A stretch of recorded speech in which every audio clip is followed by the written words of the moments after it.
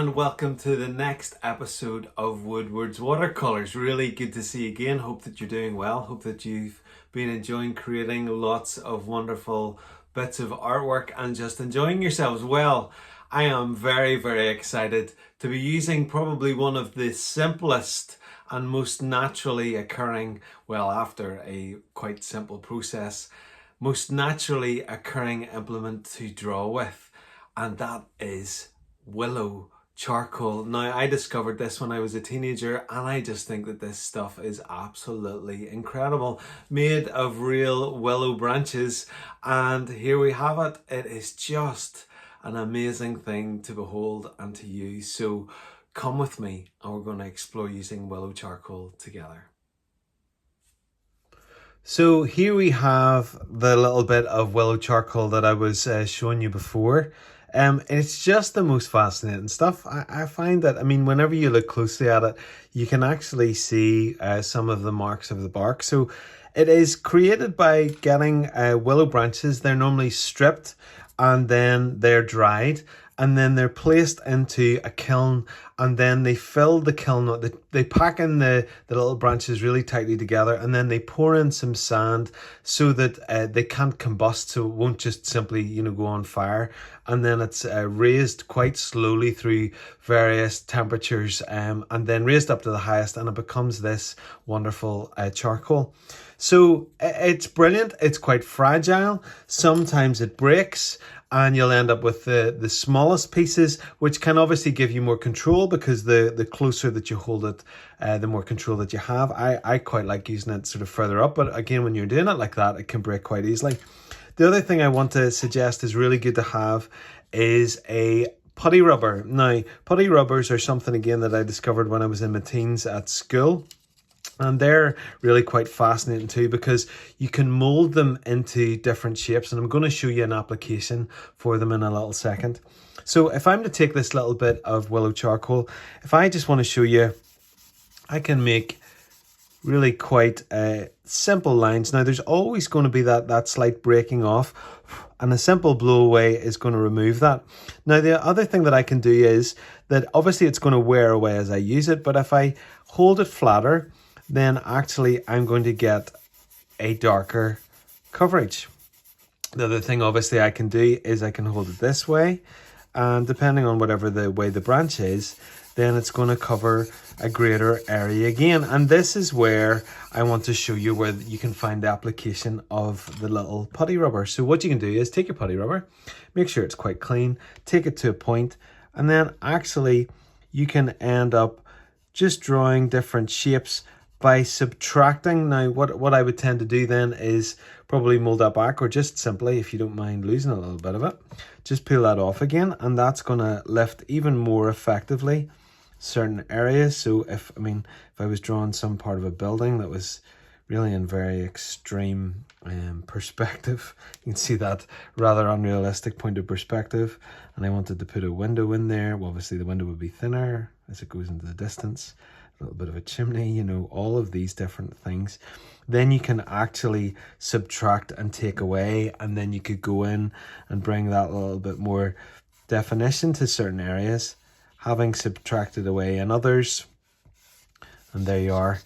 There's just another application of using it. And as I said, whenever it breaks, then if I break off a little point here, if it gets quite dull there, if I break off a little bit, then I'm going to have an even sharper point to be able to draw with and bring detail to. One of the other things that it's pretty well known for is its smudging ability. So you can use it to just create sort of a smoothness, or to leave a harshness in other areas. It'll nearly remove a little bit of that detail and that accuracy.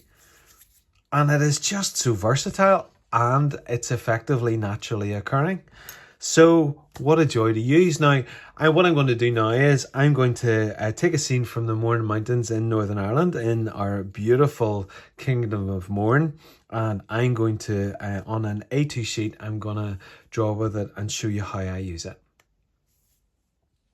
Okay, so we have this quite smooth A2 sheet. I bought it from quite a bargain shop actually, and it was about £4.50 for, I think it's 90 GSM, so it's really quite thin, but it has that lovely smooth feel, which is really best, I find, for charcoal. So I'm just gonna, always for some reason seem to start on the left, and I'm just gonna try and get the general shape. So this is an area in the Mournes that has just this little river running through it. It's, if any of you know the Mournes well, it's really just below the saddle, or as you're heading up to Donard on that part. It's an absolutely beautiful part of the world and gets the title of area of outstanding natural beauty.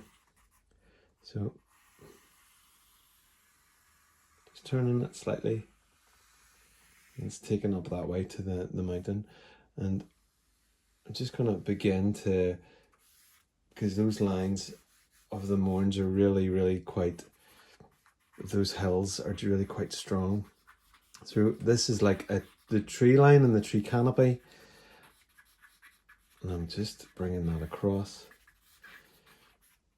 I've got these lines then of, so just smoothing this out here to try and give that sort of sense of what's actually going on. And that intersecting line there, that's the line. So the trees across there, I really enjoy using whenever I'm drawing quite a scribbly technique. I came from in school wanting to be so accurate all the time that actually, as I've got to be an older man, I really enjoy just jumping in, just going for it, capturing shapes, keeping my hand moving even when I'm not watching it, because it just feels like it brings a lot more life. And then you're also relying on drawing skills that you possess, and taking a bit of a leap of faith with that and just enjoying that. So just trying to build up a little bit, using my finger quite a lot here to just cover areas, larger areas. And I'm using the point of the charcoal still at this point. And obviously that applies much more than if I'm using just simple lines together. So we've got a bush that's happening over here. This is all sort of leaning down into where the river that's running at the bottom of this nearly mini valley here. This bit's that bit darker, so I'm gonna try and do that, and then can also bring definition to that then by effectively drawing and using the charcoal on top of that. Now you can see some of the granules then coming off onto the page and falling down. I have this on an easel so that I can really enjoy drawing. And again, drawing on an easel is going to bring a completely different feel to if I'm drawing plan view and sitting down, and I really enjoy that as well. I think that adds an awful lot to a drawing and brings something different. And also holding it further back. Now when I hold it further back, I'm obviously going to be applying more pressure from the back, which is going to stress the middle of it and could cause it easily to break. So I don't really want it to break at this point, so therefore I'm holding it more down to the middle. So just using nice sweeping lines to try and find more of the curve as it heads up to the side of Donard here, the mountain. You can Google about Donard and the Mourne Mountains. It's a beautiful range, not that high for us now, but not that high. And just a beautiful place to go and visit if you ever get the opportunity to climb it. Now the other thing is just a simple horizon line. Okay, so I'm going to lean in a wee bit more here, and then I've got this kind of, oh, there we go, it's broken on me. It's going to give me a much sharper point here, and then I'm going to use this area here to just cover it much more simply and quickly. And then that's moving to the side, then it's effectively the side that is going down into the valley.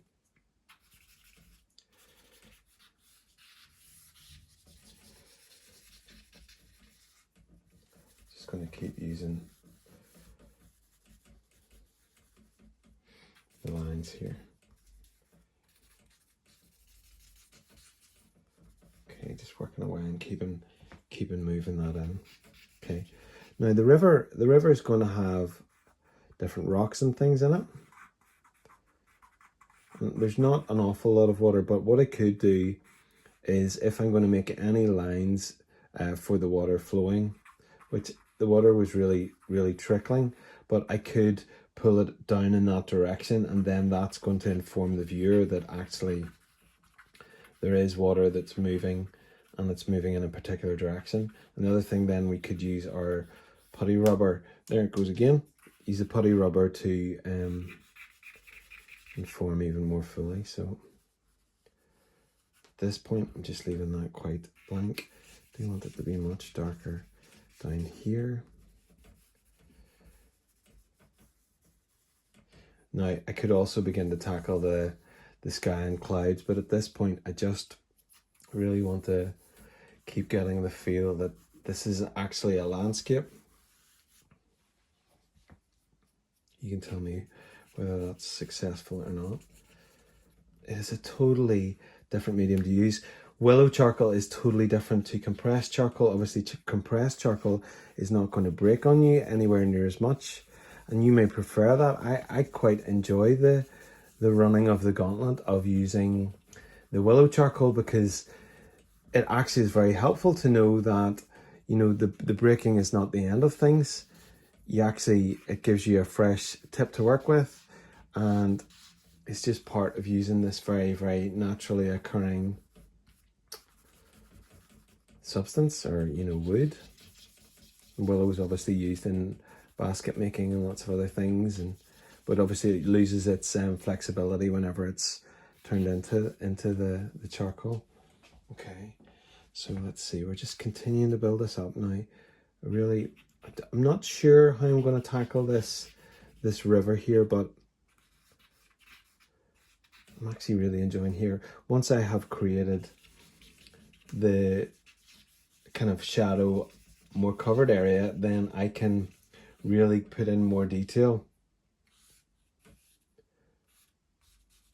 with the point, which is lovely, and it just kind of brings that sense of depth and detail. Well, hopefully it does.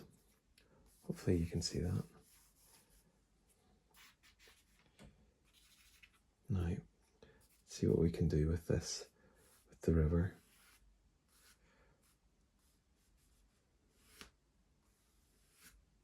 And the river kind of fall in that general direction. It's a really lovely way to do a recce of a place, to get a feel of it, to use as a loose way of drawing. If you're struggling with trying to loosen up your drawing style, get yourself some willow charcoal. Don't lament the fact that it breaks on you. Take that as part of the process. Set it on setting up the page more vertically. It's going to force you to free up as well.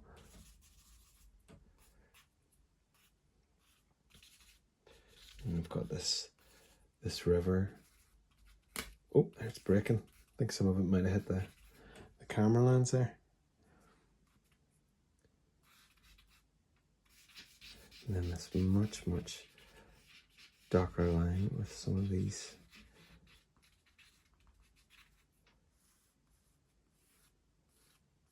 Okay. And then this area here. Just moving out that line. This bit here is so much darker. It's got so much more like cracks almost in the walls as it comes down to the side here. Okay. Just want to blend this a little bit more together. The direction of the line is also always really very important as you go. So hopefully you're getting the sense of this really building up. Okay, so the one last thing that I want to do, you can see this is really breaking quite regularly on me, and I'm not afraid of that. Okay, now one of the things I want to do now is I want to get my putty rubber and ensure that I've got a certain part of it here that's going to be nice and clean. I'm going to take that putty rubber and I'm just going to lighten up part of that river, and I can also in other areas. Now those wee areas are going to be black, so I'm just going to remove those from the putty rubber. And also it's a great way to bring in a little bit more detail and blending. So this part here, oh. You can also, if you're ever stuck, use blue tack. I'm not sure what it's called, something different maybe in North America, but blue tack is also pretty effective if you're stuck for a putty rubber.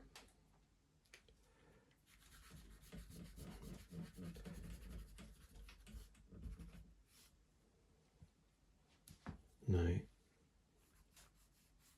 just blending that in ever so slightly there. So hopefully that gives you a bit of an idea of some of the ways that you can use willow charcoal. Great for a landscape, great for sketching people. I remember being in a life class in art college, and that was one of the things that we had to do, was using charcoal to sketch. It's quick, it forces you to loosen up, and it's just a really enjoyable medium to use. I so enjoyed using that willow charcoal. It is just such a lovely, natural way of drawing, and the way that it works against that smooth cartridge paper on a larger scale is just so freeing and enjoyable. So I hope that you really enjoyed it. I hope that it inspires you to get some willow charcoal. Maybe you have some in a pot somewhere. You know the way we buy these supplies and hide them and then think, flip, I must use that. So go and get it. Have a go, enjoy it breaking, enjoying the lots of different ways of using it and experimenting with it. And why not try putting it up like I did on an easel and letting it free you up and just enjoy that looser style and suspend judgment and enjoy yourself, and you might be quite surprised.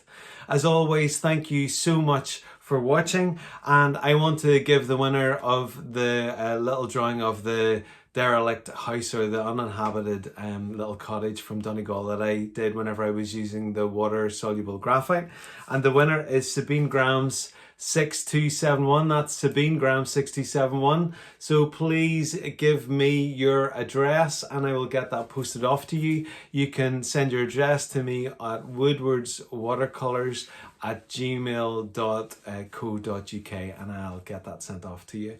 As always, thank you so much for watching, for liking and subscribing. If you haven't liked and subscribed, please do so. It's so super duper encouraging and makes a real difference to me and my family, so thank you for that. And as always, I'll enjoy reading your comments, and any suggestions you have for further videos you'd like to see, please make them below. So I hope you enjoyed that. I most certainly did, and I will see you soon. Bye for now.